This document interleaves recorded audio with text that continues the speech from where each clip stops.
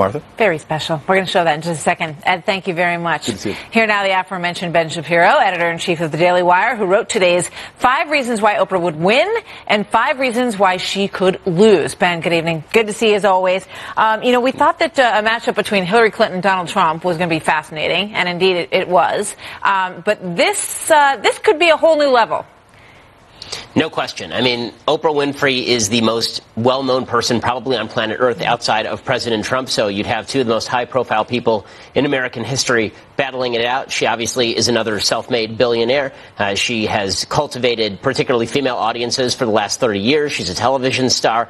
She has a really great personal story. On the other hand, she is a conspiracy theorist. She is on the far left. And her image as sort of a uniter, not a divider, would certainly take a hit were she to get political. It's one thing for President Trump, who basically has been hit with every piece of mud and emerged unscathed, to run for re-election. Oprah Winfrey is basically seen as this almost angelic figure in American pop culture, and if she is hit at all with any sort of scandal, it may not affect her quite the same way. If you want to move from a place where 90% of people love you to a place where 50% of people hate you, quickly move into politics. Yeah, I mean, Donald Trump has certainly witnessed that himself during his transformation from being a private citizen to being president of the United States. Do you think, when you look at America as a society, are we living in a world where you almost have to be a celebrity? You look at all the people who've thrown their names in the ring, Mark Cuban, Kanye West has talked about it, The Rock has talked about it, and, you start to wonder if you're living in this sort of, freakish parallel universe lately.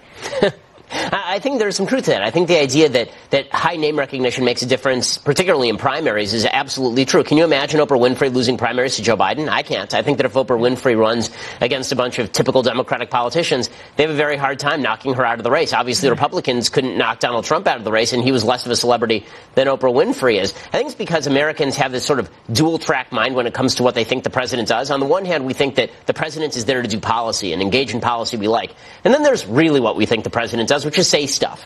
Right? When we think of people who say stuff, we tend to think of celebrities. We tend to think of the people who are on our TVs all the time. We think of these people as sort of the figureheads on the prow of the ship of state. And in that sense, if there are people who are very famous and we've already made our decisions about them, it's a lot easier for them to survive the slings and arrows than politicians who we may not have ever heard of and who can be taken down with a single scandal. Remember, in 2012, Rick Perry was basically knocked out of the primaries because he had mandated that Gardasil be used, right, a vaccine for a particular type of cancer for young girls. That knocked him out of the primaries in 2012. Donald Trump got hit with everything, including the kitchen sink, and he won the election. Unreal. When you take a look at this potential matchup, you've got Oprah Winfrey, who I think would be so embraced by Democrats that she probably wouldn't be standing up there with 17 other candidates. I mean, when Donald Trump tried it, everyone just laughed at him. They thought he was not going to last, wouldn't make it through the summer, wouldn't make it through the fall. I mean, that's the very different dynamic here, Ben.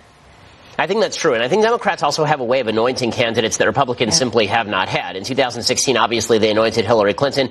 In 2008, they thought about anointing Hillary Clinton. And then Oprah Winfrey is the person who helped push Barack Obama over that finish line. So I think the chances are actually pretty good that if Oprah decided to run, she'd win the nomination. In a general election, I do have my doubts as to whether she would actually defeat the president. The last poll that I saw was from March, and it showed Oprah defeating Trump something like 47-40. But those aren't incredible numbers for Oprah. She has, I think, 49% approval versus 33% disapproval.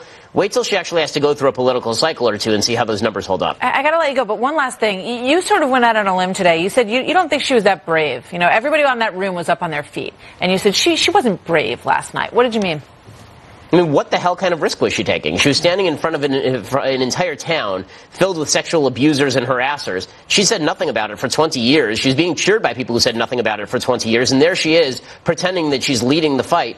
In what way has she led the fight? I sort of missed it. And just because she said some stuff last night, I haven't seen how things have materially changed. I mean, Reese Witherspoon was mentioned that she measures things before Oprah and after Oprah.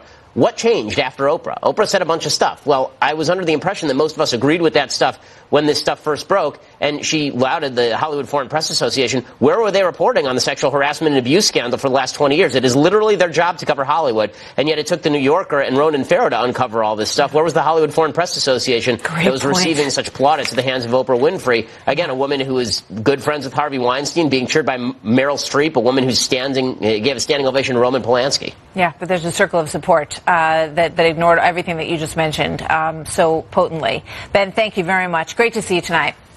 Thanks a lot. So President Trump mused about the political